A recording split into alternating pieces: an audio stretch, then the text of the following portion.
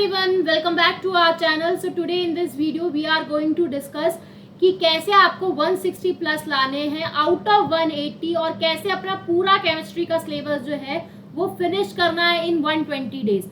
अगर हम बात करते हैं 120 डेज की, तो 120 डेज का एक आप लगा लो कि 4 मंथ, मतलब दिसंबर और मिड ऑफ जनवरी तक आपको अपना सिलेबस खत्म करना है।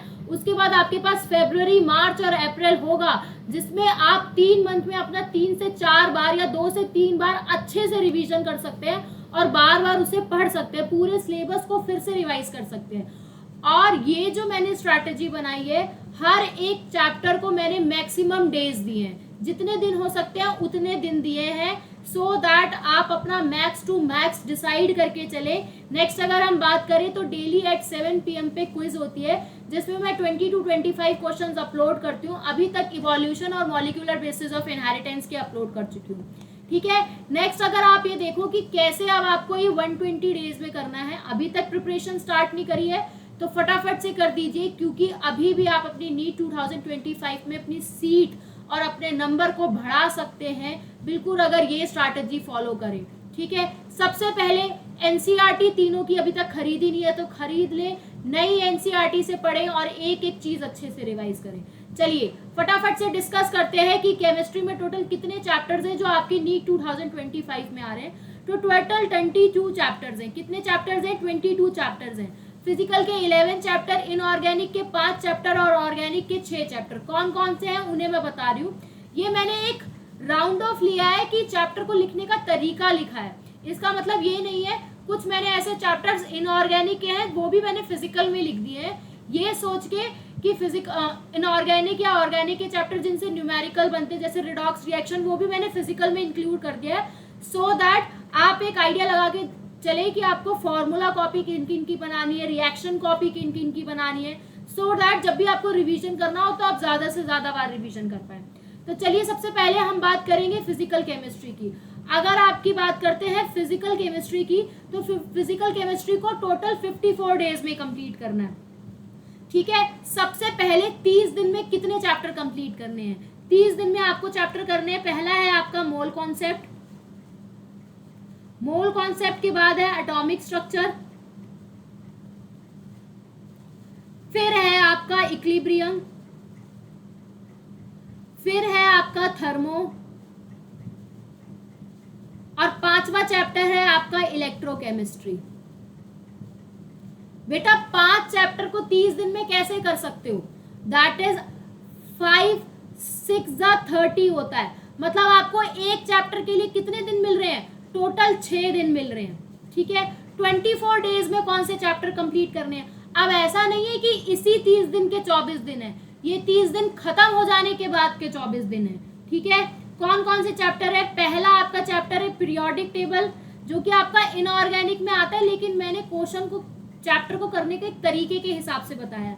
दूसरा है पी ब्लॉक, ये भी इनऑर्गेनिक में आता है। तीसरा है डी ब्लॉक, डीएनएफ ब्लॉक, इनसे क्वेश्चन आते हैं ना, मैंने उस हिसाब से डिसाइड किया है। चौथा है आपका सॉल्यूशन, और 5वां है आपका काइनेटिक्स, और छठा है आपका रिडॉक्स रिएक्शन। टोटल ये 6 चैप्टर्स हैं। इनको 24 दिन में कैसे कंप्लीट कर सकते हो? हर एक चैप्टर के लिए आपके पास कितने दिन है? टोटल 4 दिन है, ठीक है। 30 और 24 कितना होता है? 54। Is it clear? Periodic table के लिए मैंने आपको 4 दिन दिए, रिडॉक्स रिएक्शन के लिए भी मैंने आपको 4 दिन दिए, यहाँ तक कि डीएनएफ ब्लॉक के लिए भी मैंने आपको 4 दिन दिए। तो आप आराम से कर सकते हो और 54 डेज में अपनी फिजिकल केमिस्ट्री खत्म कर सकते हैं। नेक्स्ट अगर हम बात करें इनऑर्गेनिक केमिस्ट्री की, तो इनऑर्गेनिक केमिस्ट्री की अगर हम बात करते हैं तो इनऑर्गेनिक केमिस्ट्री को मैंने कैसे डिवाइड किया है? एक है आपका केमिकल बॉन्डिंग और दूसरा है आपका कोऑर्डिनेशन कंपाउंड। इन दोनों के लिए मैंने कितने दिन लिए? 10 दिन, मतलब आपको एक चैप्टर को कितने दिन में कंप्लीट करना है? 5 दिन में। उसी तरीके से अगर हम बात करते हैं इसकी, तो यहां मैंने लिया है हेलो एल्केन, कार्बोक्सिलिक एसिड और अमीन्स, ठीक है, ये भी आपके ना ऑर्गेनिक के चैप्टर है, उल्टा लिखा है मैंने, पर एक सेट करा है कि आपको कितने दिन चैप्टर को कितने दिन में कंप्लीट करना है। अब ये 3 चैप्टर है, आपको इन्हें 12 दिन में कंप्लीट करना है, मतलब मैंने एक चैप्टर को कंप्लीट करने के लिए कितने दिन डिसाइड किए हैं, 4 दिन। हेलो एल्केन के 4 दिन, अमीन्स तक के 4 दिन, जबकि अमीन्स बहुत छोटा चैप्टर है।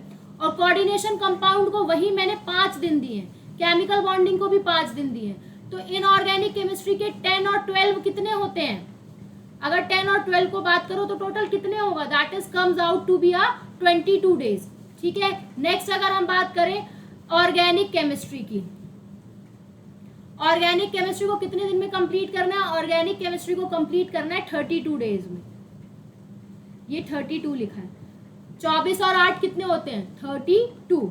ठीक है, अब 24 दिन में कौन कौन से चैप्टर करने हैं, जीओसी उठा लो, हाइड्रोकार्बन उठा लो, एल्कोहल और फिनॉल ईथर उठा लो, एल्डिहाइड और कीटोन उठा लो। 1 2 3 4 4 6 24, मतलब पर चैप्टर मैंने 6 दिन दिए हैं। Is it clear. और वहीं पर यहाँ पर मैंने बायोमोलिक्यूल्स को और आपका प्रैक्टिकल केमिस्ट्री जो है उसको हर एक चैप्टर को 4 दिन दिया है, तो हो गए आपके 8 दिन।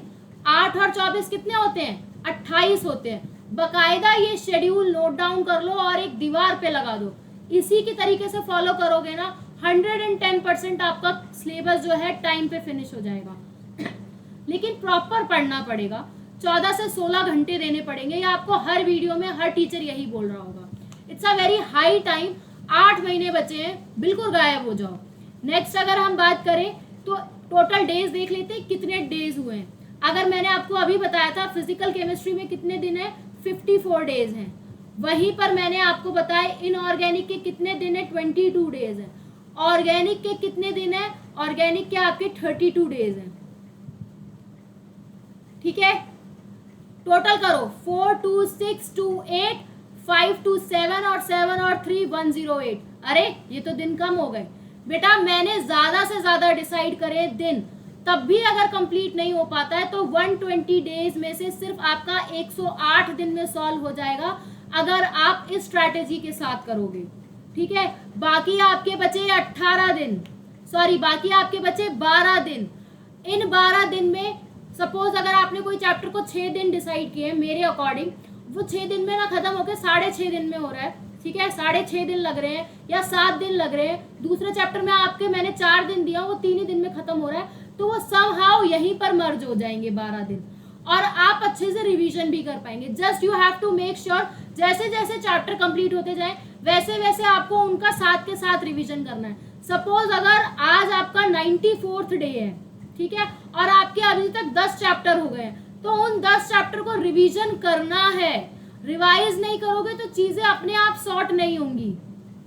ठीक है, नेक्स्ट अगर हम बात करें फिजिकल केमिस्ट्री को कैसे पढ़ना है, तो बेटा हर बार 19 से 20 क्वेश्चन आते हैं फिजिकल केमिस्ट्री के।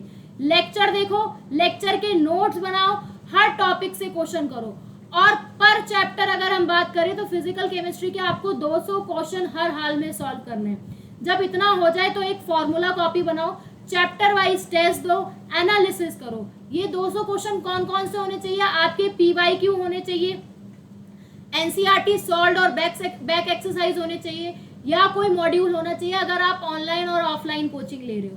अगर मॉड्यूल नहीं भी है, यूट्यूब पे फ्री पढ़ रहे हो, तो अलग सर की केमिस्ट्री के भी आपको नोट्स मिल जाएंगे, VT सर के भी मिल जाएंगे, पंकज सर के भी मिल जाएंगे, और बकायदा आपको टेलीग्राम पे बहुत सारा क्वेश्चन बैंक पे मिल जाएगा।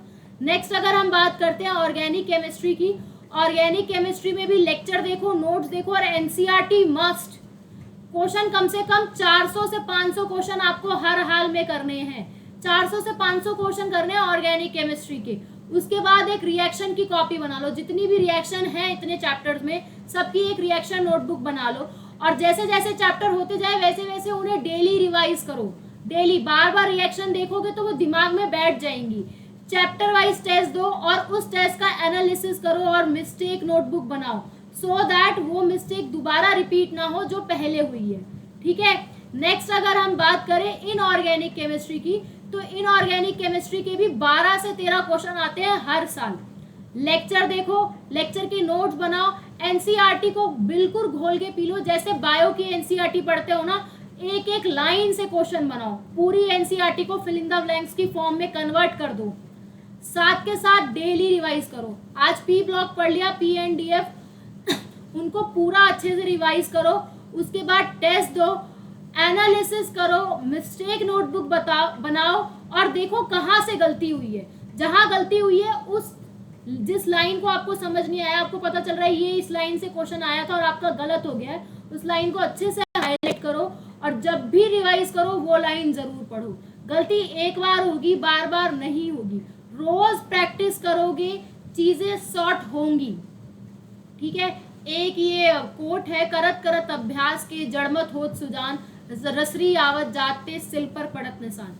क्या होता है, कुएं में जब कुएं से पानी निकालते हो तो उस टाइम पे जो कुएं के आसपास की ईंटें होती हैं वो बिल्कुल सही सलामत होती हैं, लेकिन बार बार रस्सी लगने की वजह से जब आप पानी खींचते हो तो वो जो पत्थर है उस पर निशान आ जाते हैं। तो बार बार आप प्रैक्टिस करोगे तो वो आपको उसका रिजल्ट देखने को मिलेगा। ठीक है, मैंने आपको बता दिया 120 दिन से कम दिन में भी बता दिया, लेकिन आप पूरा शॉर्ट लेके चलो कि 120 डेज है। ठीक है, इसको बकायदा टाइम टेबल के तौर पे दीवार पे लगा लो। 16 से 17 घंटे, 14 से 16 घंटे डेली पढ़ो। मैंने आपकी नींद का टाइम कम नहीं किया है। 16 घंटे भी पढ़ रहे हो, 14 घंटे भी पढ़ रहे हो तो भी आराम से आप 7 to 8 आवर्स की स्लीप, प्रॉपर स्लीप ले सकते हो। अच्छा खाओ, पॉजिटिव इन्वायरमेंट रखो। इसी तरीके से मैं फिजिक्स का भी बता दूंगी। Stay tuned with our channel. See you in the next video. All the best for your exam. 8 महीने बचे हैं, फोड़ दो, गायब हो जाओ बिल्कुल और अच्छे से पढ़ो। अच्छा मतलब एकदम ऐसा पढ़ो कि जब रिजल्ट आए ना तो मजा आ जाए। ठीक है, thank you so much all of you. See you in the next video.